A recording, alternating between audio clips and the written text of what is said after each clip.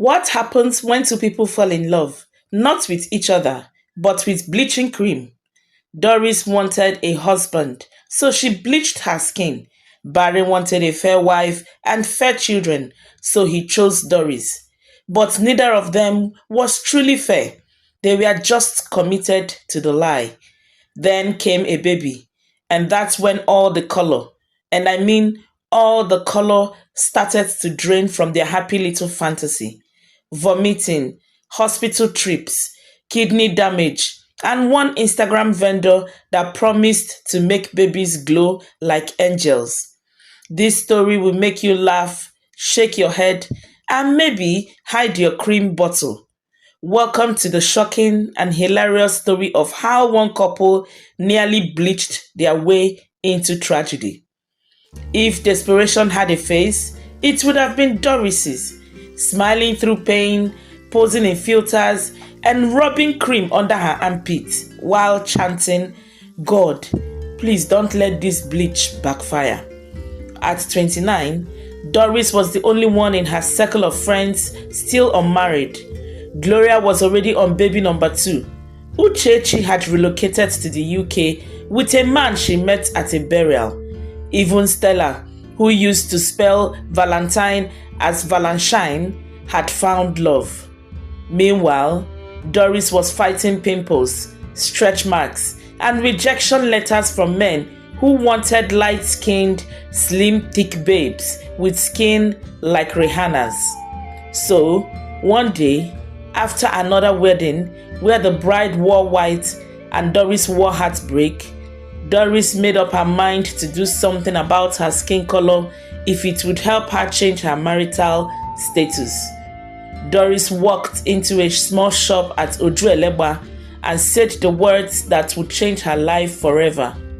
Madam, give me the cream that will change my destiny. I want to be yellow like yellow pepper. The seller didn't flinch. She reached under the counter and pulled out a white jar with no label, but with the inscription that read, Snow White Extreme Organic Soap, scribbled in red marker. Rub am only at night and no fry anything with hot oil again. Your new skin does not like stress, the woman warned. Doris nodded like a soldier receiving orders. 3 months later, Doris has transformed from Doris the dark fine girl to Doris the Oyibo madam. People started asking her if she was half caste. Even her gate man began greeting her with, "Ah, madam, you fine well today oh." But nothing prepared her for Barry, tall man and yellow like yellow traffic light, with eyes that squinted like he was always suspicious of poverty. Barry stopped Doris one day at a birthday party and said, "I don't usually do this, but you are exactly my type. I only date fair ladies." Doris smiled sweetly, but inside her mind, trumpet was blowing. "Wow, really?" she asked, pretending to be surprised. "Yes, I can't even explain it. I just don't connect with dark girls at all," Barry said, sipping Chapman like a man on a podcast talking about complexion discrimination. From that moment, Doris locked up her secret. He must never know the truth.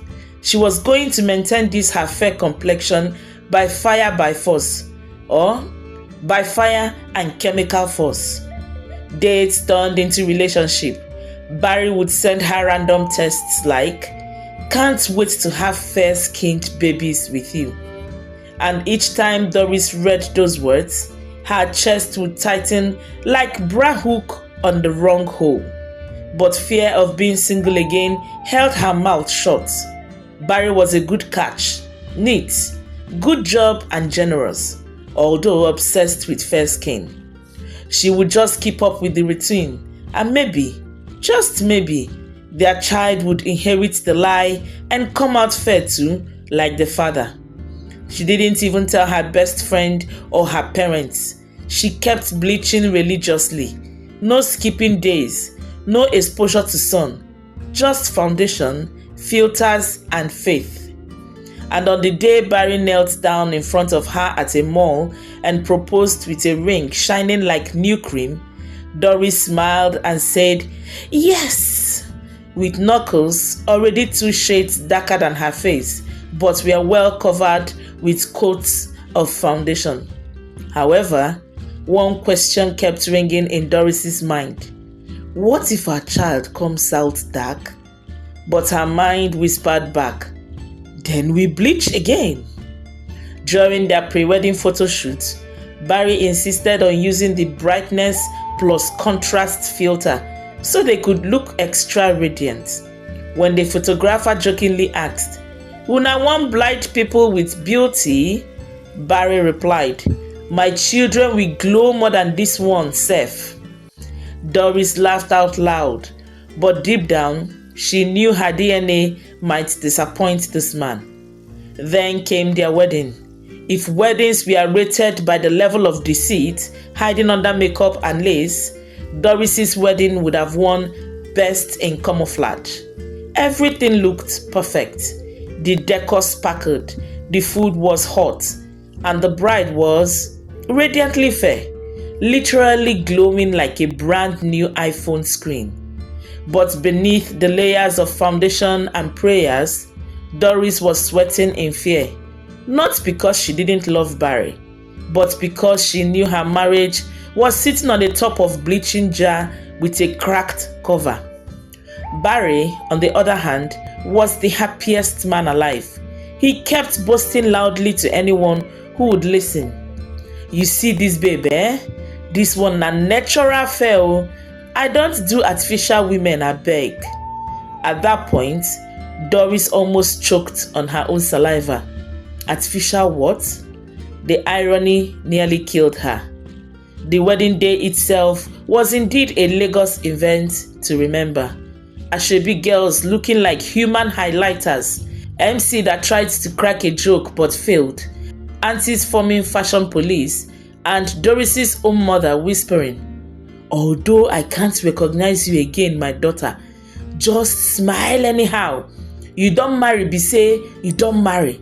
That's all that matters." And so, with a heart full of hope and a face full of setting powder, Doris said "I do" to the man who loved her, or at least loved her fair version. That night, in their hotel suite, Barry looked at Doris with stars in his eyes and said, "I'm so happy I married someone like you.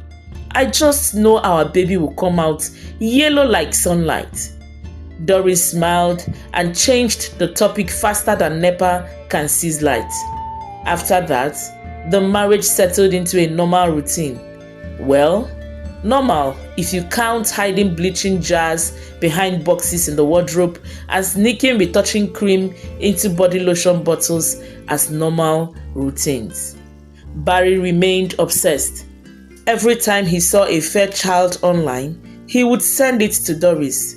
"Look, babe, see this baby. That's how ours will be, right?" Doris would reply with MNO while silently calculating how to smuggle baby-safe toning oil into a maternity hospital bag. She didn't dare stop using her own cream. 1 week without it, and her elbows would start betraying her like Judas.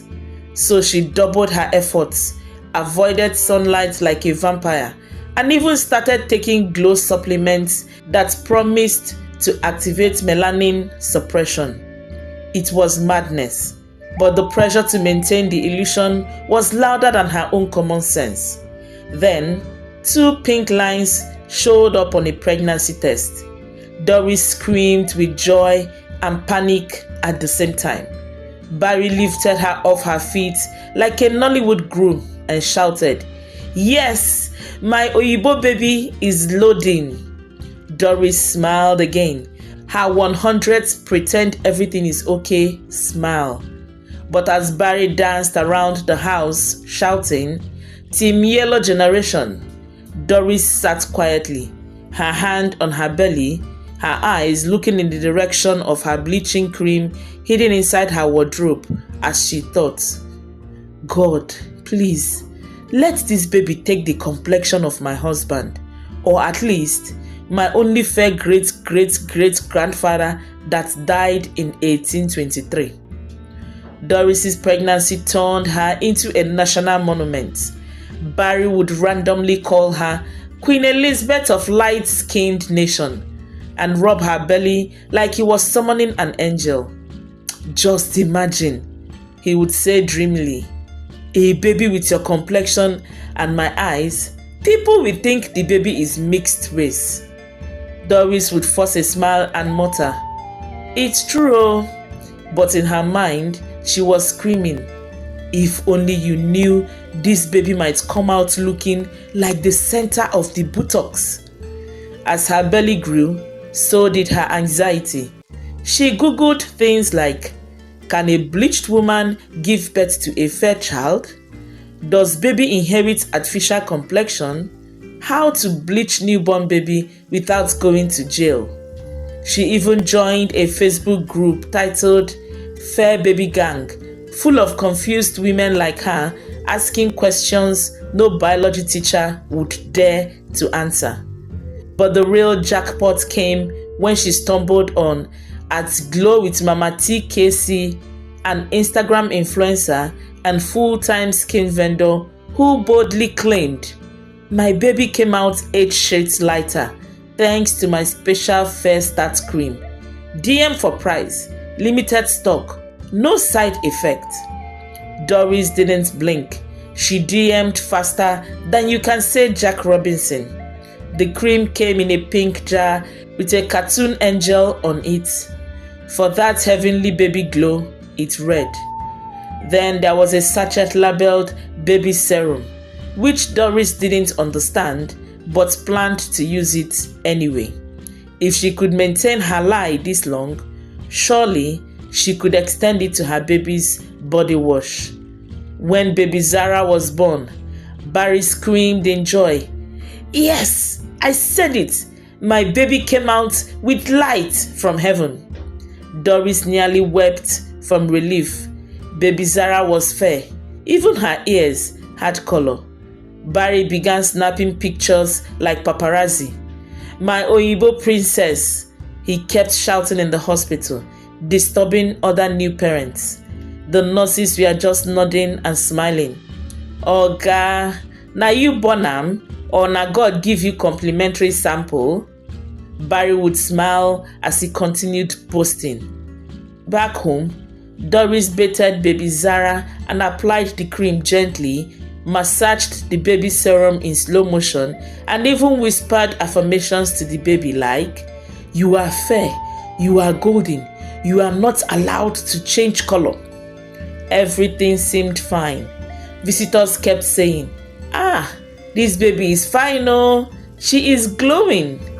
Doris would smile proudly and say, thank you. But then, like a plot twist in part 2 of a Nollywood film, Zara's color started to change. At 3 months, Barry noticed it first. He squinted at Zara and said, babe, have you noticed that this baby is reducing? Reduce? How? Doris asked, already sweating. Are you not seeing that her color is fading? Like she's off small? Barry asked.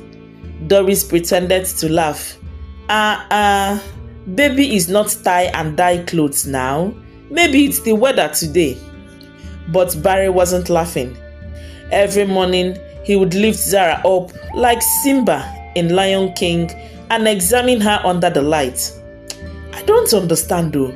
This baby is getting darker. Doris panicked.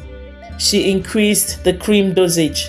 But just 2 weeks later, baby Zara started vomiting like generator that was overfilled. Even pap didn't stay down. Milk came out with pressure. She would eat and throw it up. Sometimes, her tiny face would frown like she was saying, "Wetin una dey rub me?" Doris began to panic. Is it the cream? Or maybe the serum? Or maybe that pink one with glitter? But Barry didn't notice. He was still fixated on complexion. This girl does not resemble me again, oh. Are you sure nobody holds her too long under the sun? Doris nearly threw a feeding bottle at him. Meanwhile, Zara was suffering, crying at night and weak during the day. Her glow had turned into a cry for help, and all Doris could do was pray and pretend. She knew one thing for sure: this was no longer just about complexion. Something serious was going on. But first, she had to figure out how to make Barry stop inspecting the baby like Mango at mile 12. By month 4, Barry had turned into a full-time skin inspector. He even downloaded a mobile app called Skin Tone Tracker and started taking weekly pictures of Zara under natural lighting conditions. "Babe, look at this," he said one morning, pointing at his phone like a forensic analyst. "Last week, her forehead was golden beige. Now, it's giving roasted peanuts." Doris rolled her eyes. "Barry, she's a baby, not plantain chips. Can you rest?" But Barry couldn't rest. This man was invested.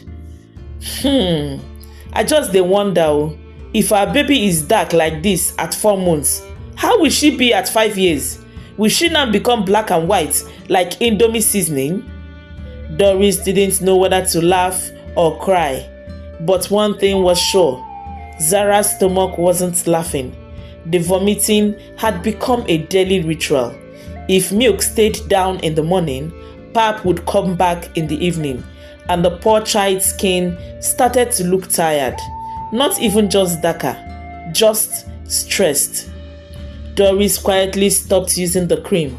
That's when Barry noticed again. "Wait, why is her skin feeling rough small? Are you not rubbing her baby cream again?" Doris dodged the question like a politician. "She's just adjusting to the weather. Harmattan is playing tricks on all our skins." Adjusting care. Even her knuckles, they fear me. These hairs, is she not too young to have hair all over her body? And see her elbow, it looks like she is already hustling. At this point, Doris was done. She stopped responding. Her guilt was boiling like ogbono left too long on fire. She knew deep down the baby was reacting to the nonsense she was rubbing on her body. But how could she say it out loud? What would Barry do if he knew she got the cream from a woman on Instagram who claimed she was only into organic baby creams, but was later discovered to also sell waist trainers and fake lashes? Then came the hospital visit. Zara had vomited 6 times, pooped 4 times in one day, and was unusually weak. Her tiny hands felt like paper. Doris couldn't hide it anymore. They had spent good amounts of money playing the guessing game with pharmacists who always gave them one medication or the other that never really worked. "We are going to the hospital," she announced. Barry finally dropped his phone and followed her. At the clinic, the doctor, after some examinations, commenced treatment to stop the vomiting and diarrhea. They spent days and then weeks at the hospital trying to control the situation. But once the medication was stopped, baby Zara would return back to her vomiting and pooping.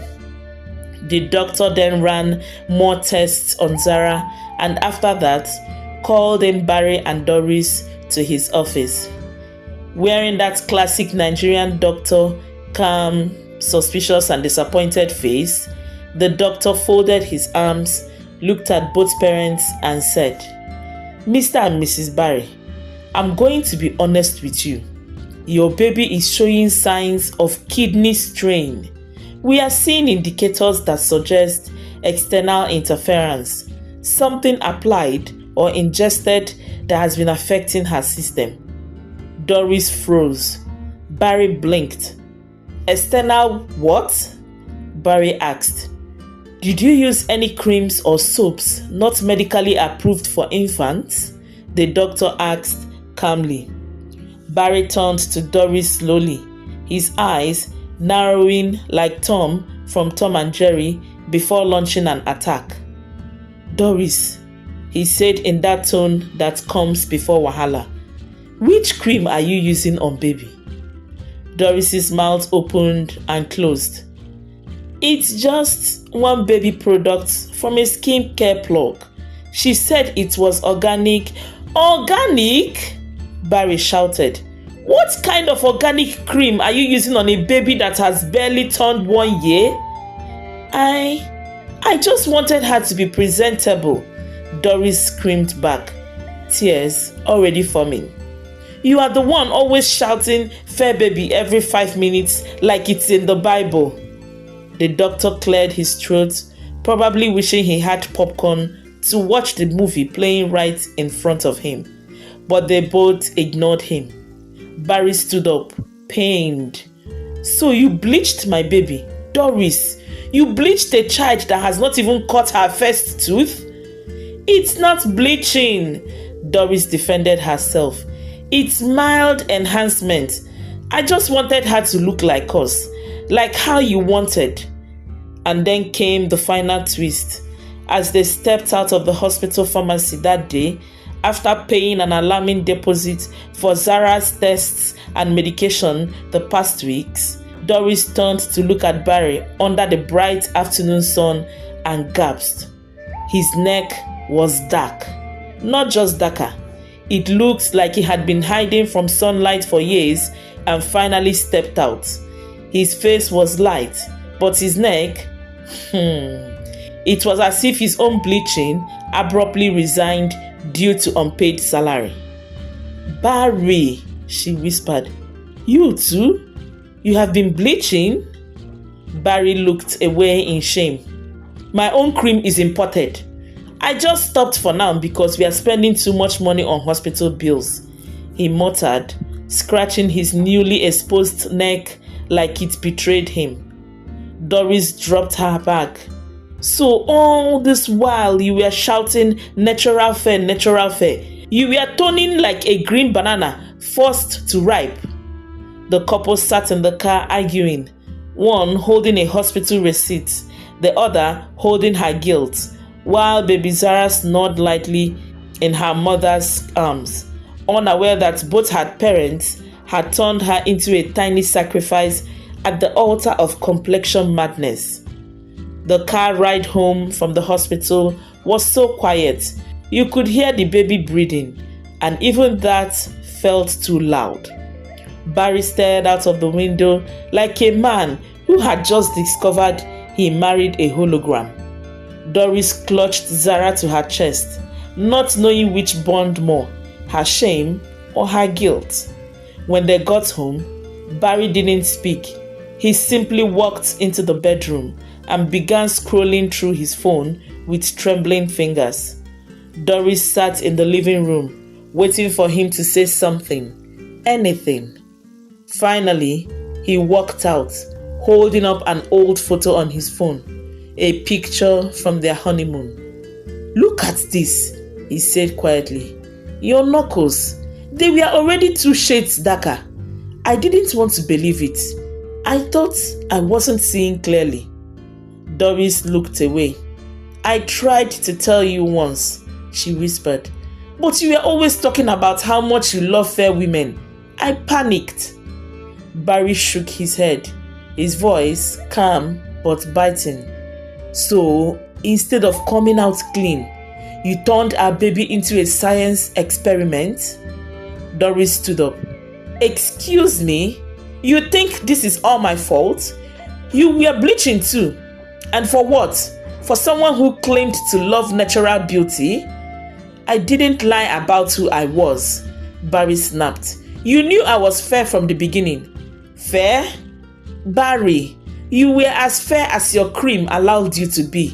And now you have stopped using it. Your neck looks like it belongs to another man entirely." Barry opened his mouth, then closed it again. He was out of comebacks. All he could do was sink onto the couch and let out a deep, tired sigh. Doris paced the floor, her hands on her waist. I did it because I was desperate. All my friends were married. The last guy I met before you said he wanted a fair lady who is also very endowed physically. I had no choice than to prepare myself for the next guy I came across, since my dark skin hadn't been able to secure me a serious guy. And then you came along and said you only dated fair women. I thought maybe if I kept up the act long enough, it wouldn't matter. But it did. It always mattered. Barry looked at her, finally understanding the weight she had been carrying. Why didn't you just tell me? Because I was scared. Because every time you spoke about dark-skinned women, it was with disgust. Do you know what it's like to live in your own body and feel like it's a mistake? Barry didn't answer. Instead, he said something unexpected. When I was in secondary school, they used to call me Black Monkey or Charcoal Boy. The girls laughed. Even teachers said things like, Barry, if you enter a room without lights, we will lose you. I hated myself. Doris sat back down, stunned. I swore that one day I would be fair, Barry continued, and that I would never marry a woman whose children might come out looking like I used to. And there it was, the ugly truth. Two people, broken by the world's perception of beauty, pretending for each other. A marriage built on bleaching cream and buried insecurities. Doris shook her head slowly. And now, look at our baby. She's not just changing color. She's sick. Barry's eyes welled up. I never wanted to hurt her. Neither did I, Doris said. They sat in silence for a moment. Then Doris whispered, She's 5 months old, Barry, and she's already paying for our secrets. Barry nodded. We have to fix this. But how? Doris asked. He looked at her. We start by telling the truth. No more hiding, not from each other and not from anyone else. Doris looked at their sleeping daughter, her tiny chest rising and falling with fragile breaths. She knew they couldn't undo what had already been done, but maybe, just maybe, they could stop it from happening to anyone else. The hospital waiting room had become Doris and Barry's second living room. There were days Zara smiled and played with her doll, and there were days she lay there, weak, her tiny hands wrapped in tape for IV fluids. The doctors were doing all they could, but the truth remained. Her kidneys were damaged, and there was no cream to fix that. Barry sat beside his wife one evening, rubbing his now completely two-toned arm. His face was fair, but his hands had long betrayed him. Doris had stopped bleaching too. Her skin had begun to return to its natural tone. Slowly, stubbornly, honestly. They had both peeled back their fair skin illusion, layer by layer, and we are left with the truth. We have nothing left in our savings, Barry murmured. Doris didn't respond. She was too busy watching Zara sleep, a soft beep monitoring her heartbeat. I remember the day I proposed to you, Barry continued. I thought I was the luckiest man alive. You were so beautiful, so light. You proposed to a lie, Doris said, her voice flat. I proposed to a woman who thought she had to lie to be loved. That's not on you alone anyway. That's on me too. There was a long silence. Then Doris took a deep breath and said, I want to share her story. Barry looked confused. What do you mean? I want to go online. I want to tell the truth. Everything. From the bleaching to the baby cream to the Instagram vendor with fake angel logos. I want people to know what we did, what it cost. Maybe someone will learn from it before it's too late.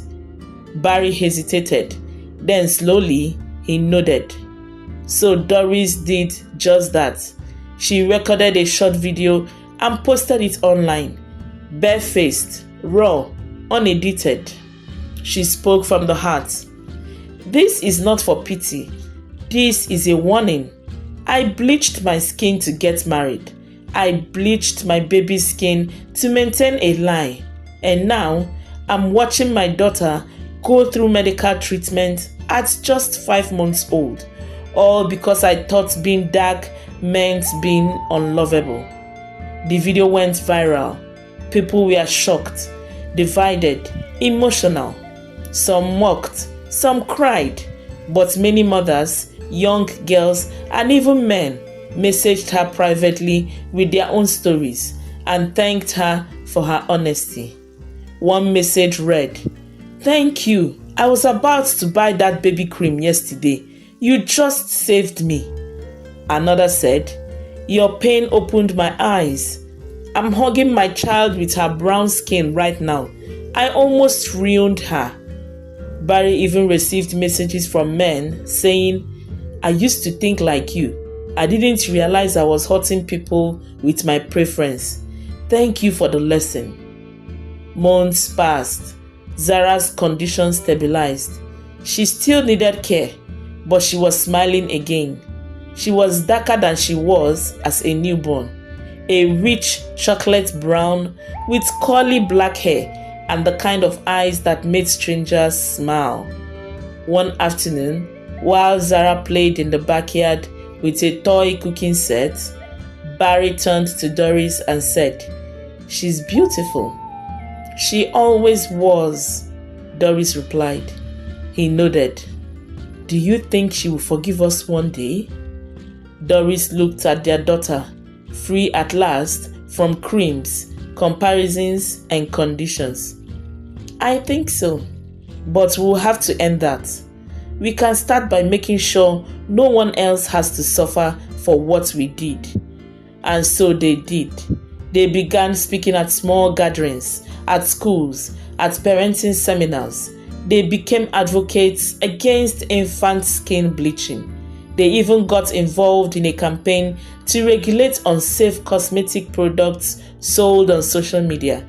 Because sometimes the most powerful change begins with the most painful confessions. And as for Doris, she never picked up another bleaching jar again. She finally became what she always was, a woman worth loving. Not because she was fair, not because she was filtered, but because she had learned the true price of pretending and decided never to pay it again. Thank you so much for watching the story. Please let me know what you think in the comment section below. I would love to hear from you. Please don't forget to like, share, and subscribe to my channel, as well as hit the notification bell beside the subscribe button to be notified each time I drop a new video. Until I come your way again soon, stay happy.